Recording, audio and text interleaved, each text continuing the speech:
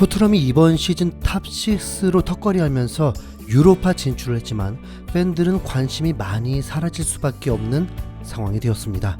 왜냐하면 손흥민이 있는 동안 2015년부터 줄곧 챔피언스리그 출전팀이었고 그 사이 2018-2019 시즌엔 우승 문턱까지 올랐던 팀인데 겨우 유로파라뇨. 토트넘은 준우승 이후 다음 시즌을 더 기대하려고 했지만 예상 밖으로 팀이 부진에 빠지게 되면서 오히려 구단은 포체티노 감독을 전격 경질시켜버렸고 잠깐 휴식팀을 타서 무리뉴를 데리고 와버렸습니다. 짠돌이 레비가 무리뉴에게 거액을 주면서까지 데려왔다는 건 순간 결정했던 상황이 아니라는 것은 당연한 예측이 될 것입니다. 아마 요런 만남이 오가고 있지 않았을까요? 그 사이 무리뉴 감독은 자신만의 독특한 전술 때문이라고 받아들이긴 어려운 논란 속에 선수 빨로 최종 순위 6위, 교체된 이후 성적으로는 4위까지 오르게 되었습니다. 하지만 손흥민 팬들은 이번 시즌 토트넘 경기를 시청할수록 포체티노 감독을 그리워만 했습니다. 손흥민의 경기력에 대한 불만 때문이었죠. 더 많은 슈팅 기회와 활약을 통한 박진감 넘치는 모습을 보고파는 팬들의 마음이었습니다. 무리뉴 감독은 손흥민을 윙백으로 활용하고 월드클래스 윙어가 경기 출전해서 슈팅 한 개도 없는 흑역사를 만들고 하위권 팀과 경기에서 유효 슈팅 자체가 없는 진기록을 세우기도 했으니 참고로 본모스와의 경기에서 유효 슈팅 제로는 이번 시즌 8대 뉴스 중 4위에 랭크되었습니다. 토트넘은 전반기 뉴캐슬과의 경기에서 점유율 80%를 기록했음에도 패배했던 경기가 5위에 랭크되었는데 그러니까 본모스와의 경기는 무리뉴 감독, 뉴캐슬과의 경기는 포체티노 감독입니다. 여러분은 어떤 감독의 전술을 선택하겠습니까? 참 곤란하다, 그죠? 이런 토트넘의 상황이다 보니 포체티노 감독의 근황은 항상 핫 이슈가 되어 있습니다. 그립기 때문이죠. 포체티노 감독은 여기저기 소문만 무성한 채로 아직도 콜을 받고 있지 못하고 있습니다.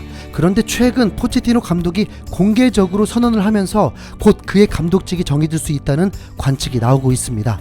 뉴캐슬을 인수하려 했던 사우디 기업이 갑자기 마음을 돌리면서 포체티노 부임설도 일단락되었고 무너져가는 아스날은 부임한 지 8개월밖에 안 된 아르테타 감독이 FA컵 우승을 하면서 포체티노 감독을 더 자극하게 되었습니다. 포체티노 감독은 스페인 매체 엘파이스와의 인터뷰를 통해서 근황을 전했는데 우리는 좋은 결과만 인정받는 환경에서 살고 있다. 성과는 어떻게 측정해야 하나? 우리는 챔피언스리그 결승전과 함께 4시즌 동안 탑4에 올랐다. 하지만 2년 동안 영입은 없었다. 우리는 다른 경영 전략이 필요했다고 설명했습니다. 이어서 때때로 구단 수뇌부는 코칭 스태프의 비전을 받아들이지 않았다. 우리는 앞으로 일어날 일을 예상해야 했다. 그리고 토트넘은 5년 반이란 시간이 지난 이후 우리를 경질했다. 이렇게 덧붙였습니다. 곧 자신을 경질시킨 토트넘 구단에 대한 섭섭함을 내비친 것입니다.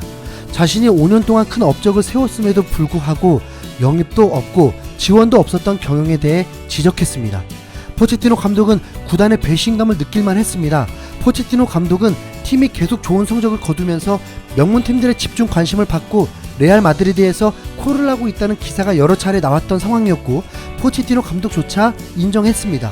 그럼에도 포체티노 감독은 2017 시즌이 끝난 후 요렇게 사진까지 박으며 2023년까지 재계약을 하며 레알이 아닌 토트넘을 선택했습니다. 그리고 포체티노 감독은 새로운 장기 계약을 체결하게 돼 영광스럽다. 우리는 클럽 역사상 가장 중요한 시기로 접어들고 있으며 세계 수준의 새 경기장에서 팀을 이끌게 돼 기쁘다. 꾸준히 성공하는 팀을 만들어 가겠다고 재계약 소감을 밝혔고 레비 회장도 포체티노 감독과 새 계약에 합의한 것에 매우 기쁘다. 포체티노 감독은 우리 팀에 믿을 수 없는 정신력을 주입했다. 모두가 포체티노 감독과의 재계약 소식을 반길 것이라고 말했습니다. 그리고 포체티노 감독은 재계약 이후 다음 시즌에 챔피언스리그 준우승 자리에 올려놓았습니다. 더 인정해주고 신뢰해줄만 했던 포체티노를 경질한 것이죠. 솔직히 까놓고 얘기해서 말입니다. 당시 시즌에 14위까지 떨어졌을 때는 리그 3분의 1 정도 치렀을 때였습니다. 승점 차이도 크지 않았습니다. 아직 20여 경기가 남았었고 스쿼드는 비슷했기 때문에 언제든 순위가 더 오를 수 있는 상황이었습니다. 다시 말해서 무리뉴였기 때문이 아니라 포체티노 감독이 계속 이끌었어도 최소 지금과 같은 순위는 유지됐을 거라 생각합니다. 메뉴의 성적만 봐도 알 수 있죠. 후반기 들어서 페르난데스의 이적의 효과를 톡톡히 봤지만 어쨌든 불안했던 메뉴가 최종 순위는 3위를 했다는 것 자체만 봐도 토트넘이 그때의 부진이 시즌 종료까지 부진했을 거라고는 아무도 믿지 않습니다. 하물며 챔피언스 리그 최종 성적도 모르죠 뭐.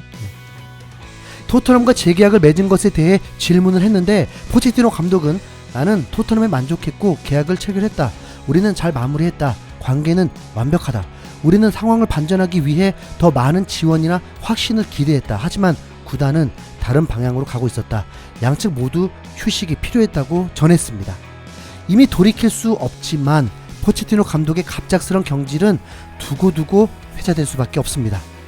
레비 회장과 무리뉴 감독은 토트넘의 이런 찝찝한 상황과 논란을 종식시키기 위해선 단 한 가지 방법밖에 없습니다. 꼭 내년엔 우승컵 2개 이상 들고 있기를 바래 보겠습니다. 포체티노 감독 또한 좋은 팀에서 2020-2021 시즌 멋진 활약을 기대해 보겠습니다.